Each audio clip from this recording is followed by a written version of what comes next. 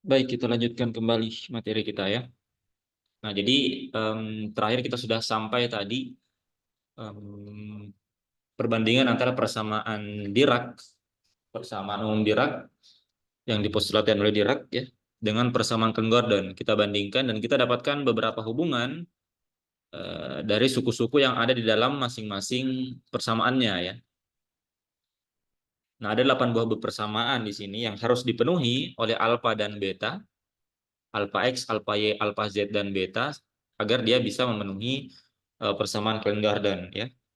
Atau bisa kita tuliskan secara sederhana atau secara singkat bahwa alfa I kuadrat itu sama dengan beta kuadrat itu sama dengan 1 ya. Di mana I itu adalah X, Y, Z. Kemudian alfa I, alfa J ditambah dengan alfa J, alfa I itu juga itu sama dengan 0. Dengan catatan I itu tidak sama dengan J ya. Kemudian yang terakhir alfa I beta ditambah beta alfa I itu sama dengan 0 juga ya. Di mana I itu berjalan dari 1, 2 X, Y, dan Z ya. Nah, jadi 3 buah syarat ini itu harus dipenuhi oleh eh, alfa I dan beta agar dia bisa memenuhi persamaan Klein-Gordon ya. Di persamaan Dirac kita dia bisa memenuhi persamaan Klein-Gordon. Nah, inilah syarat yang harus dipenuhi oleh alfa dan beta. Nah, sekarang kita lihat dari syarat yang kedua.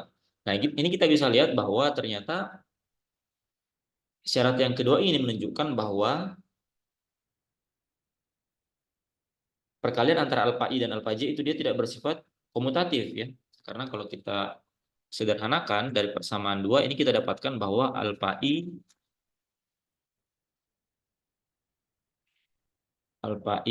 J suku yang kedua kita pindahkan ke ruas kanan itu dia sama dengan minus alfa J alfa I.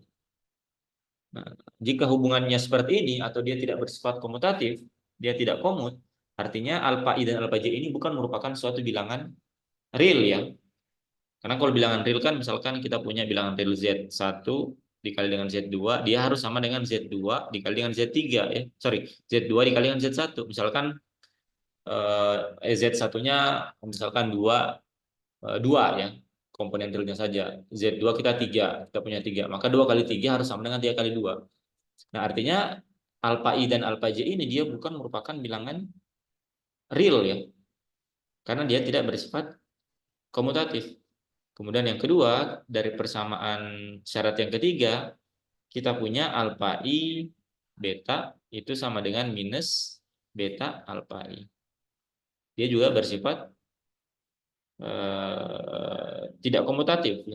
Artinya alfa I dan beta ini dia bukan merupakan bilangan real ya. Nah, apa bentuk alfa I dan beta yang mungkin dengan sifat antikomutnya ini, maka salah satunya adalah bahwa alfa I dan beta ini dia harus merupakan suatu matriks ya. Dia harus merupakan suatu matriks. Dan karena di sini perkaliannya alfa I, alfa I harus sama ya, maka otomatis alfa I dan beta ini dia harus merupakan matriks bujur sangkar ya, supaya ketika dia diperkalikan dia tetap menghasilkan matriks dengan baris dan kolom yang sama ya. Jadi dari syarat kedua dan syarat yang ketiga kita bisa simpulkan bahwa alfa I dan beta itu merupakan matriks bujur sangkar.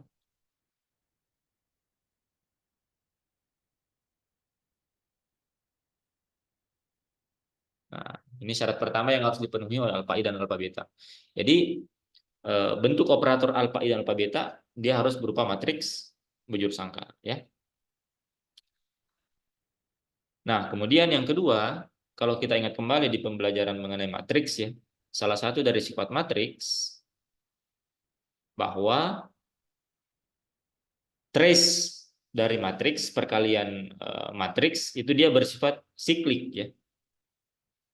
Misalkan kita punya trace dari misalkan 3 buah matriks ya, matriks A, B dan C, maka trace dari A dikali B dikali C inilah perkalian matriks ya. Jadi A, B, C ini adalah matriks.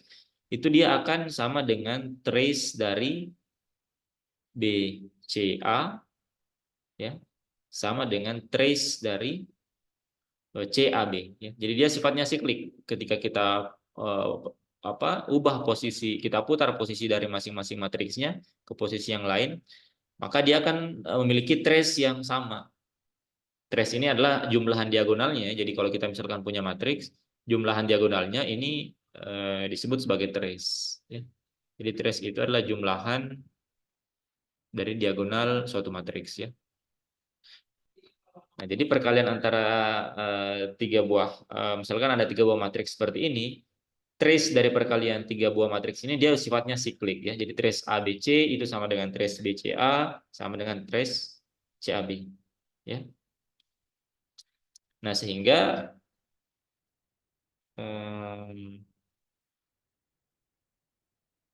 kalau kita misalkan perkalikan matriks alfa dan beta, misalkan kita punya trace dari matriks alfa I dikali dengan beta ya. Kita tahu bahwa alfa I, beta dan beta ini merupakan matriks ya. Nah, ini akan sama dengan trace dari beta alfa I beta ya. Seperti ini. Jadi karena dia sifatnya siklik ya. Jadi trace alfa I beta beta itu sama dengan trace beta alfa I beta ya. Nah, sedangkan kita tahu di sini bahwa beta dikali beta itu kan sama dengan beta kuadrat. Nah, kita dapatkan di sini di atas bahwa beta kuadrat itu sama dengan 1 ya. Berarti yang ini itu tidak lain sama dengan trace dari alfa ya. Karena beta dikali dengan beta, matriks beta dikali dengan beta itu sama dengan 1. Itu dia merupakan matriks identitas ya. Nah, sedangkan dari suku yang ini kita dapatkan bahwa beta alfa I ini itu sama dengan minus alfa I beta ya hubungannya. Sehingga kita bisa tuliskan di sini trace beta alfa I beta itu sama dengan trace dari minus alfa I beta minusnya bisa keluar minus trace alfa I beta. Nah, kita tahu bahwa beta dikali beta itu sama dengan 1. Berarti ini sama dengan minus trace dari alfa I. Nah, berarti dari perkalian trace dari perkalian matriks alfa I dan beta ini, kita dapat simpulkan bahwa trace alfa I itu harus sama dengan minus trace alfa I. Jadi dari sini kita dapatkan bahwa trace dari alfa I itu sama dengan minus trace alfa I. Nah, sekarang pertanyaannya kondisi apa? Matriks yang seperti apa? Di mana trace-nya itu sama dengan minus trace dari matriks tersebut. Maka trace-nya itu harus sama dengan 0. Ya. Trace dari matriks tersebut harus sama dengan 0 agar dia memenuhi syarat ini. Di trace suatu matriks sama dengan minus trace dari matriks tersebut, maka trace-nya itu harus sama dengan 0. Ya. Nah, kemudian sama juga yang kedua, kalau misalkan kita perkalikan di sini trace dari misalkan beta alfa I. Nah, ini tidak lain sama dengan trace beta ya, karena alfa I kuadrat itu sama dengan 1. Ini kan sama dengan, karena dia sifatnya siklik, maka di sini sama dengan trace dari alfa I beta alfa I. Nah, kita lihat hubungannya di sini alfa I beta itu sama dengan minus beta alfa I. Berarti dia akan sama dengan di sini trace minus beta alfa I.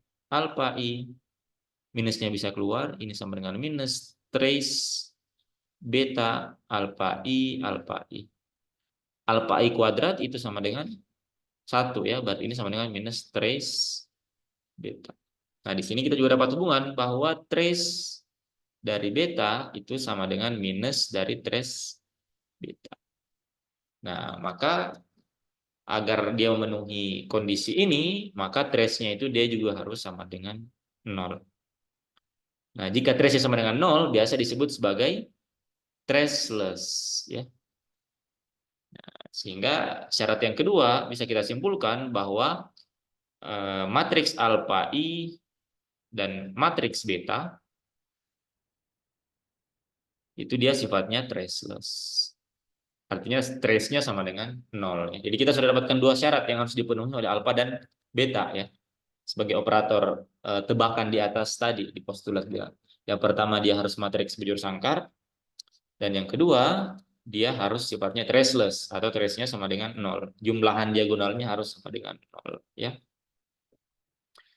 Nah, kemudian yang ketiga, bagaimana jika operator alfa ini itu kita masukkan ke dalam persamaan Eigen ya. Misalkan alfa i ini kita operasikan kepada suatu fungsi, misalkan fungsi x ini kan sama dengan lambda x ya, bentuk umum persamaan eigennya seperti ini ya.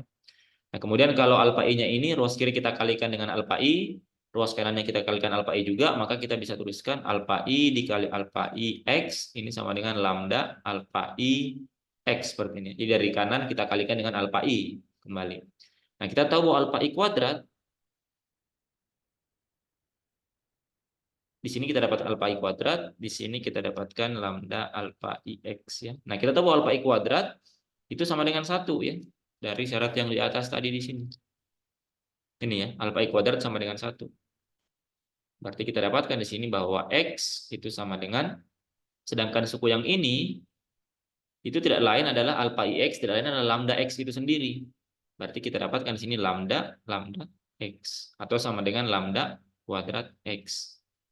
Sehingga kalau kita bandingkan kedua ruas, kiri dan kanan, dapat kita simpulkan bahwa nilai eigennya lambda kuadrat itu sama dengan 1. Artinya lambdanya itu sama dengan plus minus 1. Nah, begitu juga nanti kalau kita untuk beta ya, beta dikali x sama dengan lambda x, kemudian dikalikan dengan beta, maka kita dapatkan beta kuadrat x, di sebelah kita dapatkan lambda kuadrat x. Maka untuk matriks beta juga berlaku ya. Nilai eigennya dia harus sama dengan plus minus 1.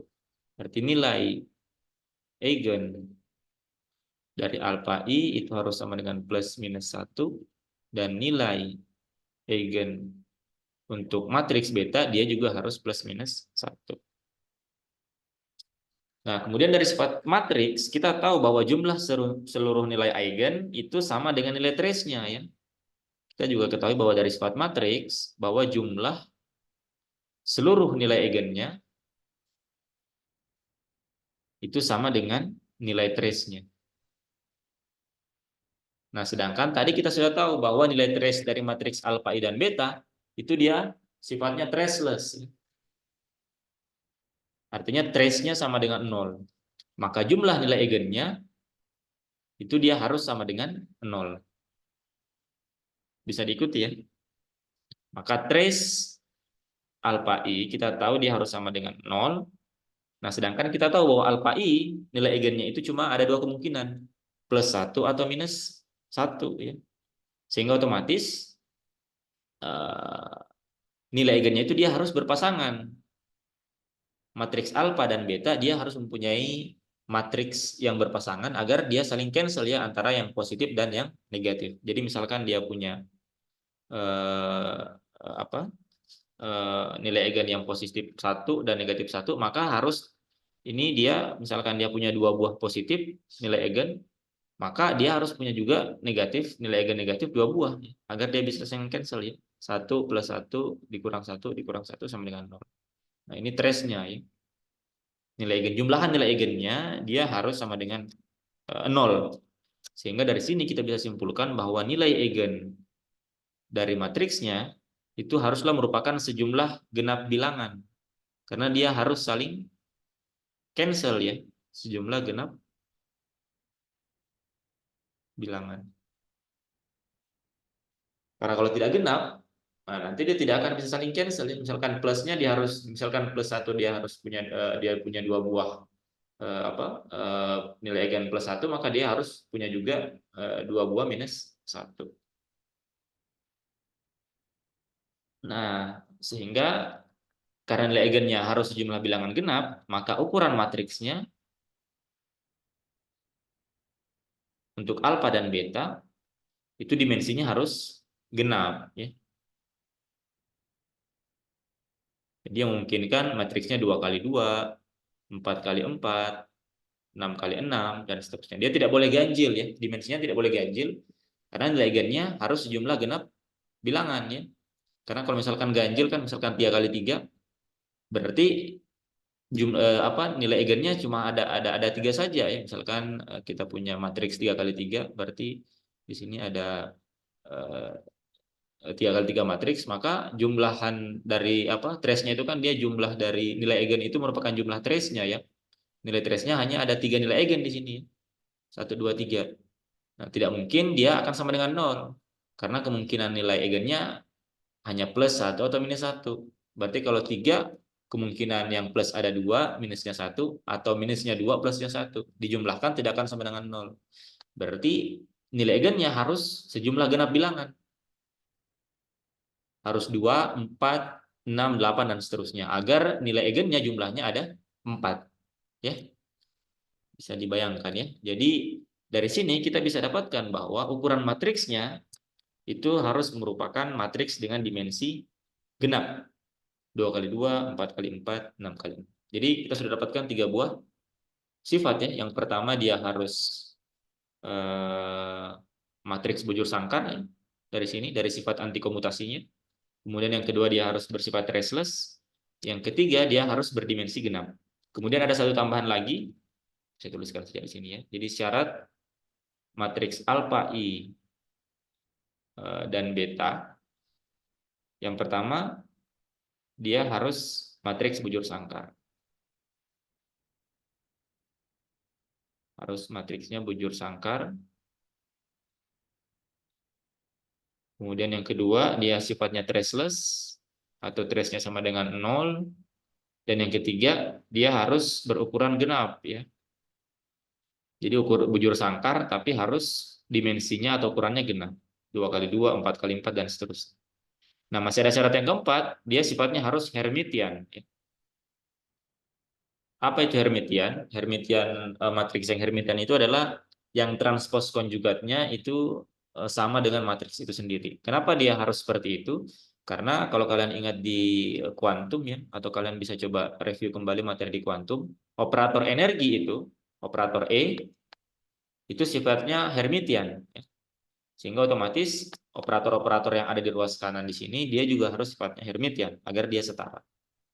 Hermitian itu maksudnya transpos konjugatnya ketika dia ditransposkan, kemudian ketika dia dikonjugatkan, artinya kalau konjugat yang I menjadi minus I menjadi I, kemudian ditransposkan, dia akan kembali ke matriks itu sendiri.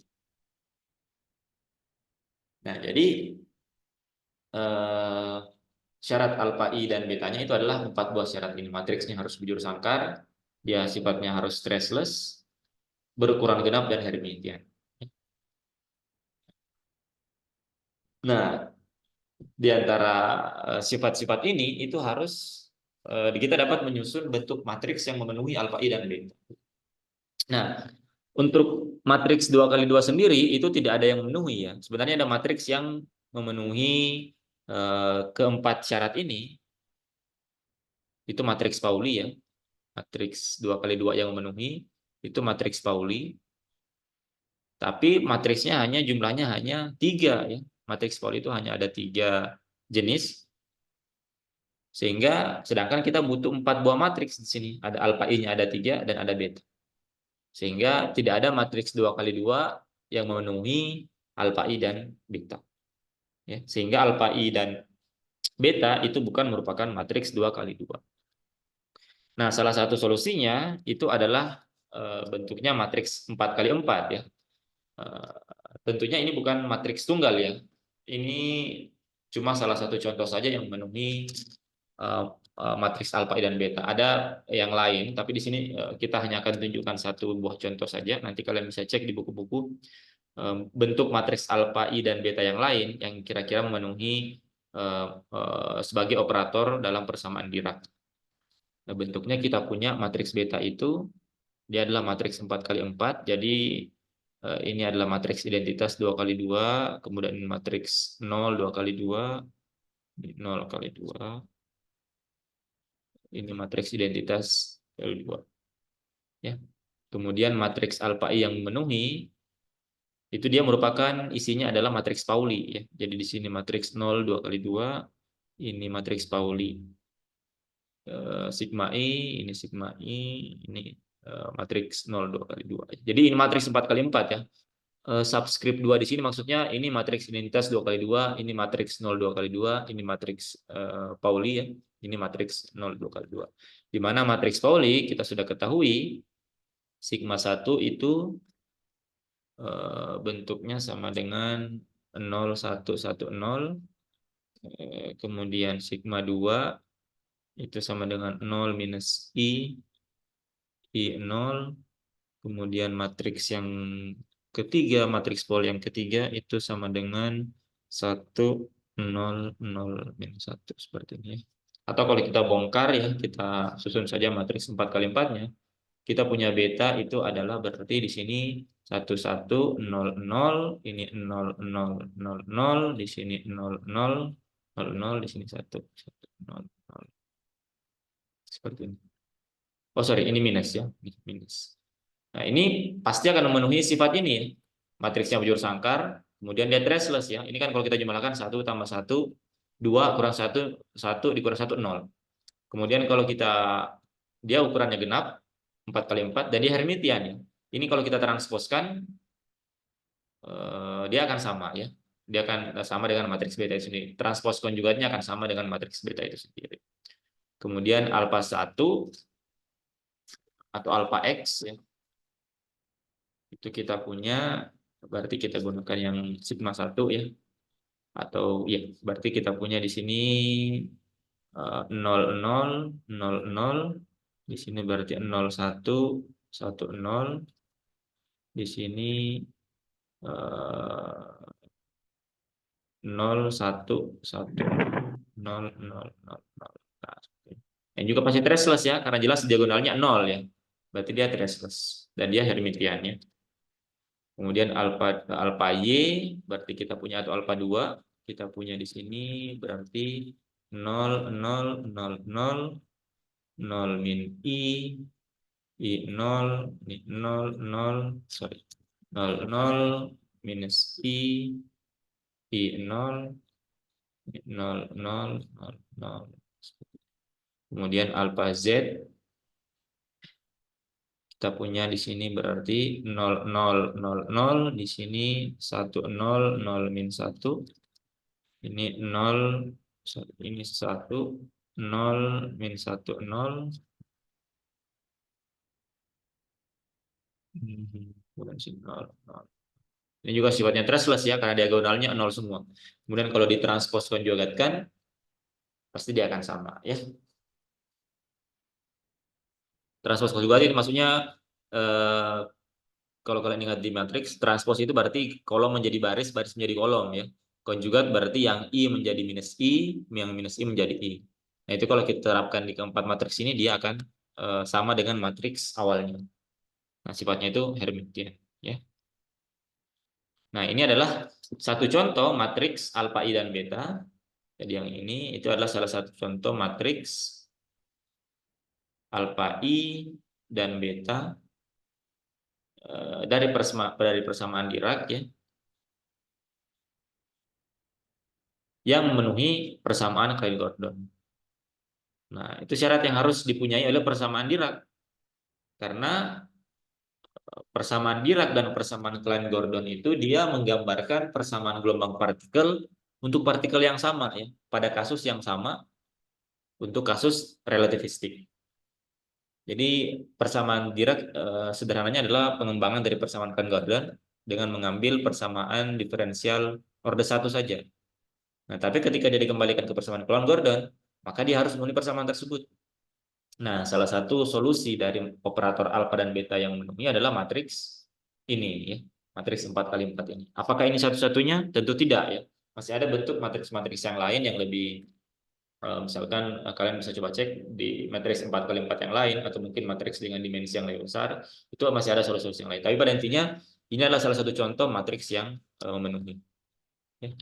Oke, jadi saya kira itulah pembahasan mengenai persamaan Dirac untuk hari ini ya. Kita sudah turunkan bagaimana mulai dari postulat Dirac, kemudian dari postulat Dirac tersebut kita punya persamaan diferensial orde 1. Kemudian kita kembalikan dia ke dalam persamaan Klein-Gordon untuk mendapatkan operator-operator di dalamnya, ada alfa dan beta, dia harus memenuhi persamaan Kelvin-Gordon, dan kita sudah dapatkan syarat-syarat dari matriksnya. Intinya matriksnya itu harus memenuhi 4 buah syarat ini ya. Bujur sangkar, traceless, berukuran genap, dan Hermitian. Nah, salah satu contohnya adalah matriks ini ya. Kombinasi antara matriks identitas dan juga matriks Pauli. Baik, saya kira materi hari ini cukup sampai di sini dan kita akan lanjutkan di pertemuan selanjutnya.